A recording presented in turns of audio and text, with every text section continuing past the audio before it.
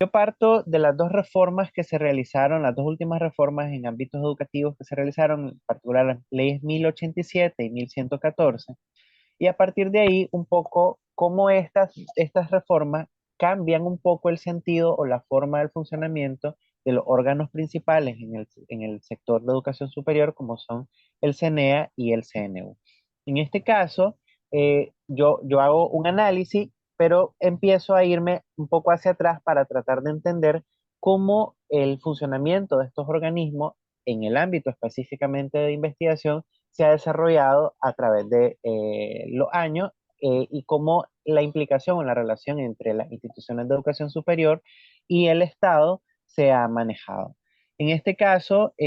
yo realizo un análisis. El objetivo de este trabajo es analizar la evolución histórica del marco legal de investigación en la educación de Nicaragua, en la educación superior de Nicaragua, y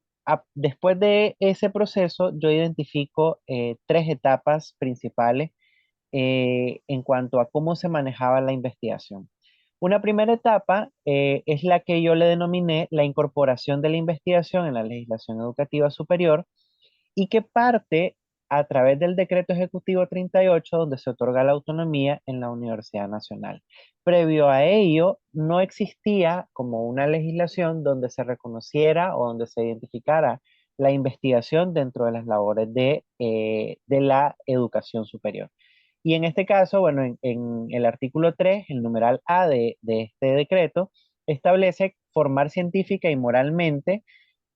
a los estudiantes en el ejercicio profesional y preparar investigadores. Entonces ya ahí se reconoce inicialmente la investigación. Posteriormente, se logró a través de muchos esfuerzos que además de ese decreto se lograra establecer constitucionalmente la autonomía universitaria en el artículo en el artículo 111 de la Constitución del 87, no, perdón, previamente en la Constitución del 74 y posteriormente en la Constitución del 87. Y finalmente, en este ámbito, en este apartado, identifico la creación de la Ley 89, que curiosamente me llamó la atención que en ese mismo año, bueno, está la Ley 89 y la reforma a la Ley 89 dos meses posteriores, una previo a la asunción al poder de la Unión Nacional Opositora, es decir, cuando todavía estaba en gobierno el Frente Sandinista, y la otra posterior a eso. Hasta aquí, la investigación se ha manejado como una función sustantiva de las instituciones, pero que el Estado promueve que se desarrolle la investigación. No se establece de alguna manera como un aspecto rígido o un aspecto regulatorio que indique que las instituciones deben realizar investigación, y eso trajo como resultado que posterior a que se hiciera el cambio de gobierno, además de que hubo la expansión o el crecimiento de las instituciones privadas, es decir, es donde tiene el mayor desarrollo, estas instituciones tuvieron una naturaleza más tendida hacia la profesionalización de los estudiantes, con un enfoque como más hacia el modelo napoleónico de universidades, es decir, muy desprendida de la investigación. Y en el caso de las instituciones públicas, lo que vino a suceder es que los centros de investigación se convirtieron en centros autónomos, lo que implicó que que estos tuvieran que hacer sus propias gestiones de fondos, porque los fondos públicos estaban destinados solo a la educación, desvinculando en gran medida los resultados de investigación de las necesidades del país. Posterior a ello, la segunda etapa comprende la incorporación de la Ley 704, en la que se establece el proceso de acreditación nacional, y se establece también la creación del Consejo Nacional de Evaluación y Acreditación. De esta manera, en esta ley se incluyen los nueve mínimos, las nueve obligaciones de calidad, y que particularmente la obligación 5 establece la realización de investigaciones por área de conocimiento.